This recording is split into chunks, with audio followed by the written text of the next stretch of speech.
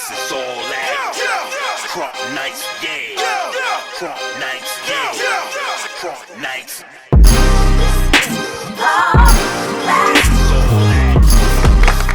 What's up, y'all? We got another artist here for you at Krump Knight Live. And that's the one and only CCRFK Crush, the Prince of Krump. Everybody give a round of applause.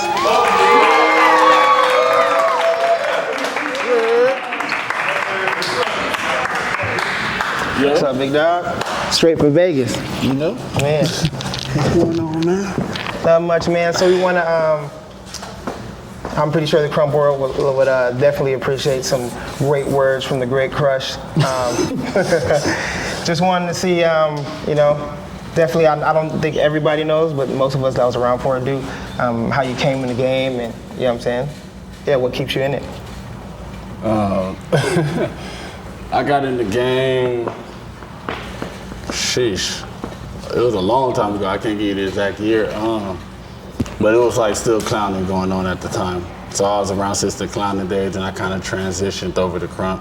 I had the chance to be a part of cartoons, which was the first Krump group. Legendary. So I was part of the last breed of that, and then from there to Bad Boys, from Bad Boys to Remnant, and then y'all know Remnant was Krump Keys, and then, yeah. Yeah. And right now, what keeps me going is, I would say, of course, the fam. Yeah. Yeah, I'm gonna say the fam, I'm gonna say the crew. And I think it's just always new things. Like when you actually step outside of Krump and just look at it, there's always something you will see that's kind of beautiful where you would be like, you know what, this is why I'm gonna stay in here and keep it going. Right, type of thing. So, yeah. Well, that's great. So, well, that's good stuff. So on that note, what do you think the best Krump era is?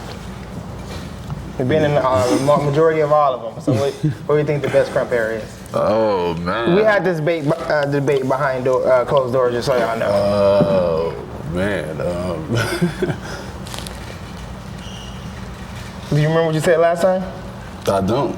So what you said last time was the best Krump era was when we had like the D Session, the Blick, the Carla Bucks, like that was the era, you know what I'm saying? Oh yeah, definitely, because it was consistent. It was every month. Every month there was a different event. It was either Carla Buck, as you were saying, either the Dunamis, the Blick Zone, everything was happening all the time. But then of course, in between that you had like the Harley Davidson spot, I believe it was. You had the Jack in the Box, you had the Eyez sessions. People going, the Eyez sessions. Yeah, people going to Mama Eyez house. Yeah, it was all type of things going on at once that made the movement kind of like, you know what I'm saying, get as big as it is right now. Like, you know what I'm saying, there was things going on in like every city. So the consistent base of that had the, you know what I'm saying, the gang really running. But what about the first generation Street Kingdom? Because when the Ram was around, that's what I'm saying. And shout out to the D Session, because I think by the metric of like what these events supplied, I think the D Session was definitely, they did almost everything. You know what I'm saying? They did. The family put into it, you know, made some sacrifices, had this big stage, had us all in there. Records came and told me the first time I knew I was famous outside of the state was Records said, hey, you know people, he said, hey Ken, you know you famous? All these people and all these requesting you. I said, what? You know, but it was a platform already, especially that's when YouTube was coming out. You know, I was big on YouTube, but definitely D Session was that platform to kind of put a lot of people on and like, give a structure on how to, you know, excel on events. But besides that, I think the Realm is one of the greatest events because it also influenced in first generation SK, made that clear.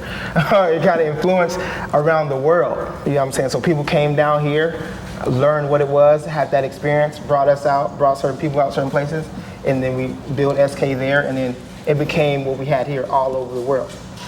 Even though Krump Kings was already doing that, touring and teaching people, but I think establishing it was that. But I'll argue, because I kind of agree, but I'm like, man, I don't know, like I don't know. I mean, you kind of got a point with the SK era as far as like the beginning stage. Because in the beginning stage, of course, everybody was in one place. Yeah. So like a lot of things were going on. Like the session was always happening. It was always like. Our Tuesdays was like an event. Yeah, basically, yeah. Like the sessions was really hitting at the time. So And that it was all Krump. also was a great era.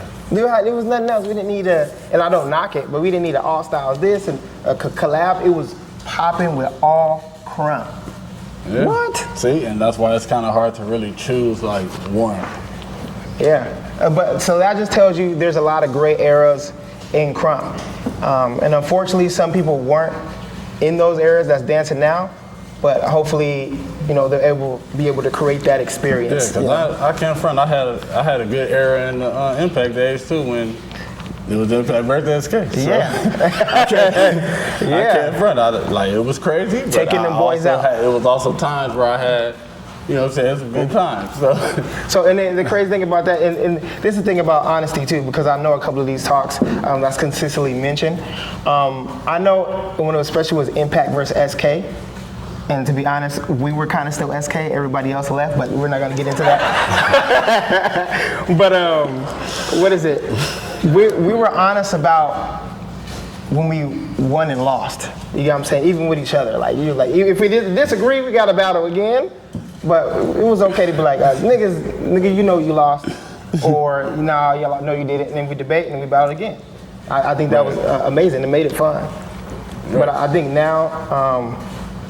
People are afraid to hear that because, I don't know. I mean, nobody likes to lose in anything. I mean, it could be anything. Yeah, but no one's thinking the first thing is, man, all right, I lost, I gotta go lab and come back. Nobody's thinking that. Everybody's thinking I lost, so. It's over. Yeah. You know what I'm saying? It's more of an anger issue if you lose than thinking about like, all right, I'm really about to go to the lab and come back. Yeah. I'm a person that really does that a lot. Perfect example is Painkiller. When I battled Painkiller at the Revolution. Yeah, your first round was amazing, but not the way the first round. A lot of people don't think I lost that, but I said I lost that. See, a person that could take his losses. So, what I do, I went to the lab and I called them out for the next event that pretty much happened either a month or 2 months afterwards. Yeah. And got him. You know what I'm saying? But That's how you do it. I think because like I mentioned, a lot of people aren't made by the session, which I believe is the heart of where Krump is, because that's where you experience everything. You know what I'm saying? Before you even, because I'll tell you if you really want to battle or not. Like, do I need to be battling? I can just be great right here. Yeah, but see, another thing that I noticed about the session is we were kind of lucky as far as like the sessions back then because everybody was going to each session. Yeah. Like everybody was going to the A18 or going to the Dunamis or going to the IE or going to even Victorville or even going to Oceanside. Like all these places had different sessions and nobody had a problem going. Yeah. You know what I mean? We had less responsibility, so that too. Didn't need to be nowhere. But like with that going on, like it made it more fun for the session to happen. Yeah. You know what I mean? Like it was session. I think it was sessioning more in that time than battling. Like battles were still happening, but the session was like. Yeah, that's what the event was for. Like you have the events where people go battle and people want to watch. But if it was the session, the camera may have been there sometimes, but it's like the session was everybody there because you had the crowd interactive because it was about spreading that energy. Right. Boom, you have it. Boom, you have it. But now we're starting over tracks. People are getting like these, slow performances. Let's go. And we know we want to encourage people to get in there, but we don't want to enable the confidence that comes with just jumping in there. You know what I'm saying? Because when you actually get that chance to jump in there, you feel it. You like, all right, I can do better. That's the first thing you think about after you get out there. I know I could do better. See, the main thing I focus on for people like that, for the newcomers, is like when you're hopping in the session, the main thing is to find you and what you want to do. Like, the reason why I love Krump so much is because you can be and do whatever you actually want to do. You just got to make it tight, and you have to use the fundamentals of what Krump is. It's really that simple. So if you're going in the session and you feel like, I don't know, there's a lot of anime fans, you feel like you Naruto and you can do some shadow clones, do it. You know what I mean? But just make it in a dope way, you know what I'm saying, with the Krump fundamentals. And it may take time to develop, you know what I'm saying? Even if you get it or you feel like you're doing it, it takes a different, it takes that tenacity to keep doing it and doing it. and then you'll finally display it different. Because people be like, oh man, this person wasn't screaming, they wasn't feeling it. Well, maybe just wasn't tight yet. You know what I'm saying? But it's a process. I'm gonna give y'all a true story. Moves. Like I have a lot of like different moves, but I'm very different. I like to do a lot of different things. I don't want to look like nobody. Right. So it was times back then where I used to do certain stuff, and like I get up and I look at the crowd, and everybody was just me. And I look at them, man, y'all ain't get that. And I'll be mad. Not for real though. And I used to think about that, like, man, maybe I'm just not doing it right. You know what I'm saying? So it made me go to the lab and like start detailing my movement a lot more, to the point to where I ain't even got a question if somebody's getting like the story or the concept of what I'm doing. Right, you know what I'm saying? Like, as long as people have the patience to do that, you know what I'm saying, the session is a good place where you can practice that type of stuff to know, like, okay, it wasn't how I expected, let me go back and work on it now and then come back. Right. Yeah. And that's the art of discipline and improvement. Just another thing I want to say is, it's not call out, it's just people being afraid to battle the same person again and again and again. At an event, I get it. But being afraid to like, oh, I battled you already. Where does that come from? And I think maybe people get it from people from the generations way before, because they establish themselves and they don't need to just battle. Like, I don't need to just battle anybody. But the people that are in it, like, that's the fun part. That's the fun part. You know, times I battle Dread, you know what I'm saying, back to back, whooping on him. But, you know what I'm saying? And I never turned it down. You know what I'm saying? I never turned it down because it's fun. And he takes it serious. You know what I'm saying? He's a Krump head, he takes it serious. And I don't be like, I don't want to battle you because I know I might lose, and I know you're going to push me to be on my toes. So I got to take, boom. You know what I'm saying? Yeah, I battled so many people back to back all the time. Hey, Ken, are you up in here? What's up then? What's up then? Because you can't really be better than somebody unless you like, well, in that aspect, unless you beat them in all conditions. You went more bad. You win a couple of times. At least 3 or 4, I think. Twice. It was before Krump King, K3. And then, yeah, we battled a lot. it's okay to battle the same person. That you gotta think, people gotta realize where it came from. It was a few people only battling each other. And then they spread it, and then they separate so it won't be the same crew, and then it was more and more and more, and it grew. But that's how it keeps growing, and that's how you get better, and that's how you get confident to go battle other people. Because dang, we battled each other, we ain't got nothing to fear. I mean, I think what's best about battling each other is basically, you know what I'm saying, sharpening iron. Yeah. Because of course the tightest people will most likely be your friends. Right. You know what I'm saying? So I think it's it's good for the game. You know what I mean?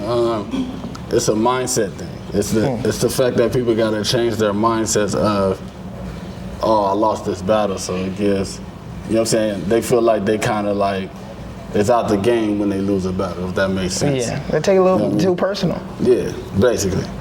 But the main thing is that, basically, if people change their mindset and just look at it as like, you know what I'm saying, sharpening iron, like, oh, you got me this time.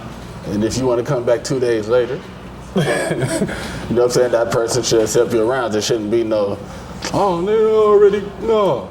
Nah, man, you was good that day, but I'm good now. Right. Like that type of thing. You know what I'm saying? Always prove to me that you can beat me.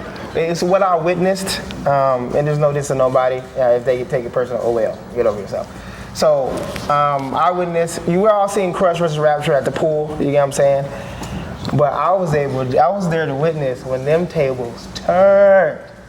Whoa. And it was, and I know it's on footage now, what it was, with you and Solo versus Crush and Hitman?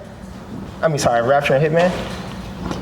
That's when y'all battled on stage. That was at the rim, but that was on stage though. Yeah. But before that, which y'all guys probably will never see, I think it was 2 times in a row. He came to the skate park, came up there, was like, Crush, it's time to get Bach. And he was getting off, and then it was Crush's turn, and Crush was like, it's time for me to get Bacher. And it just, I was like, dang, this is crazy. And then it happened again, and I said, dang, this is crazy, 2 times, I believe. Yeah. Back to back, and then they battled at the event. I said, this is insane. But that's what he's saying, that motivation, because they were saying, I kind of debated that battle a little bit, but they were saying Crush lost that. He just went back to lab and then came back a whole different person. and he was hard to mess with, and I don't think they could beat him no more. But it is what it is, unless they battle again. But yeah, it's not wrong. I feel like this. I would say this. Go ahead. As far as my generation, I think any of us can lose to each other, just for the simple fact that we all innovated something. So it's hard, you know what I'm saying, battling somebody that like innovated something that's crazy, that you know what I'm saying, you don't know if your style gonna really clash against. Yeah. You know what I'm saying? So a person like Rapture, Solo, Hitman, and a few others that's, you know what I'm saying, from my generation. I feel like second generation period, like, you know what I'm saying, everybody has something to them that can get you on, you know what I'm saying, you can have a bad day and they might really wipe you. You know what I'm saying? Right. So as far as my generation, I feel like anybody can lose. That's fair enough. And what do you think, last couple of things, what do you think about the gas? People gassing people up. Like, how do we determine the encouragement versus just gassing people up? Like, I get it, but how do we translate that for people that's trying to understand what's the difference? Because some people think they're just doing what they're supposed to do on the sidelines. Well, as far as gassing people up, I don't know what you really, well, as far as like when they're not really getting off, but they're getting all the crowd. You know what I'm talking about. Okay. All right, I'm gonna say this. Homie hype is cool. Homie hype is cool. I think homie hype is supposed to happen because, of course, you're supposed to, you know what I'm saying, root for your fam, and you're supposed to be, you know what I'm saying, the livest regardless. Yeah. The only thing is of course, what you're saying is like being honest. Like, if your homie lose the battle, you tell them they lost the battle. You know what I'm saying? Like, you know what I'm saying? There's times I told you lost the battle, right. you was pissed at me, but I went to get that laugh. you know what I'm saying? But what, you think I what? Got out of there. You know what I'm saying? You know what I'm saying? But that's what it's about, though. You know what I'm saying? Being honest as far as that. You know what I'm saying? It's the same thing with me. Like, if y'all tell me, like, nah, Crush, you might have got you that time. It's like, for me, it's like, well, nigga, it's hard, but at the same time, I'm gonna go back. But sometimes it's okay to be like, all right, you gotta explain me. You gotta explain to me. You know what I'm saying? But don't be afraid to ask that too, because even when people tell you you're doing great, so when you ask, how did I win or how do you think I lost, that also helps. Somebody like me, especially, I always ask questions, so it helped me understand what I was probably not doing wrong or what I could have did better. Right. You know what I'm saying? So don't ask questions just to be a jerk and just to be like, well, what are you? That's, you know, ask it for improvement. You know what I'm saying? Because even with criticism, it should lead to encouragement, you know, not just put you down. But yeah, that's my point right there. But anything else you want to say to the community for improvement, or, you know what I'm saying, to encourage people to just keep doing it? I would say just keep going. Like right now, like I came back from the Hype Factory this past weekend, and one dope thing I can say about it is that I've seen a lot of people actually dancing with like stuff that I can tell that they've been like working on themselves. Like to the point to where like, you know, like the era of like Get Krump era where everybody had their own type of style to them that they wanted to use as far as like who they was and things like that. It was like I kind of seen the peak of that at the Hype Factory with certain people dancing. So if people keep that mindset, I think Krump will advance even more. You know what I mean? Because there's other people that can innovate certain things if they actually believe in themselves to do it. You know what I mean? Definitely. So yeah.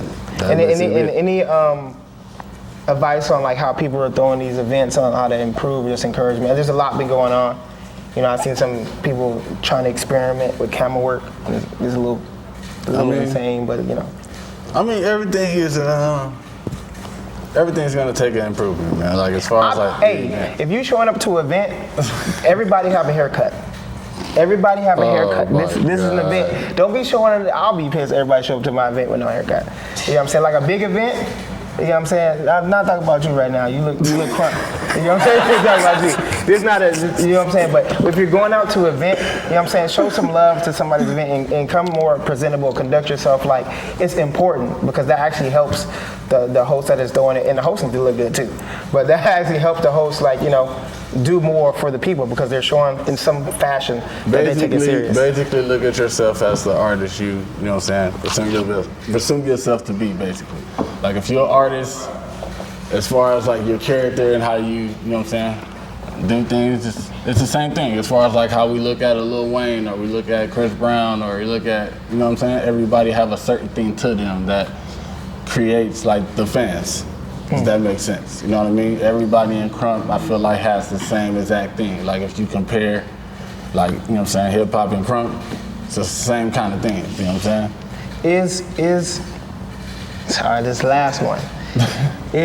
My answer is no. Is hip hop Krump? It's Krump hip hop. Oh my God.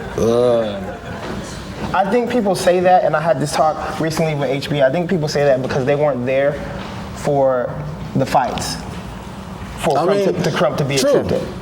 True. I mean, and that's the reason why people would actually say that Krump is not hip hop as far as like what used to go on back in the day. Did not like us. No. Anywhere. Hated like, we us. Went anywhere, all style wise, they was roasting. Even to the point when there was an ABDC, we were backstage and Super Crew came up, hey, get your homeboy out there doing a move, what's up? And that was Casper was the one doing it in J-Lo's video, or Secure's video, and we were like, what the heck is going on?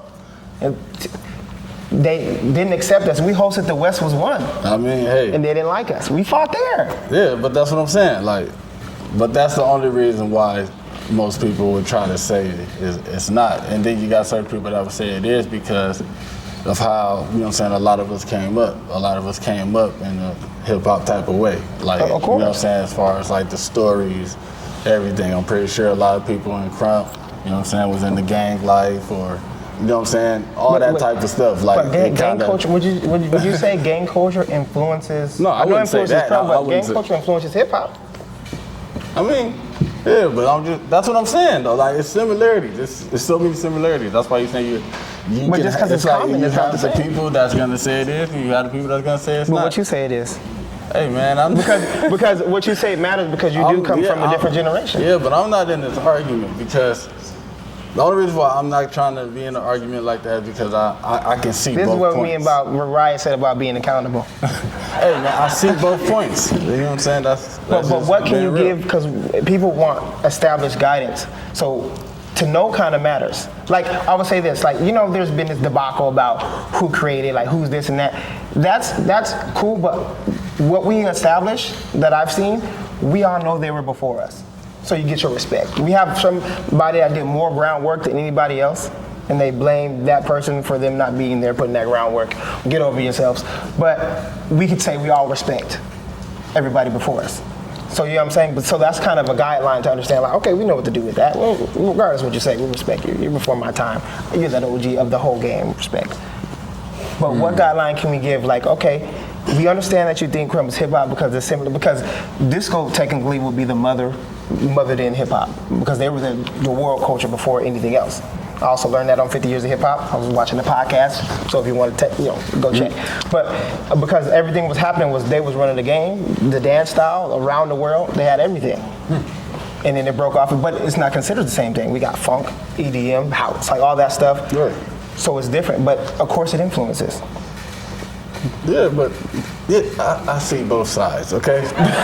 We're on the fence here. I see both sides, all right? No matter what, I just see both sides. That's all I'm gonna say. So me, it's a little, you know what I'm saying? I came up, I seen everything, so it was just like all right, I understand. I appreciate you for coming out. Thank you for coming on the show, man. I hope this much we talked about expires and helps anybody, man. Appreciate that. Give a round of applause for Big Crush.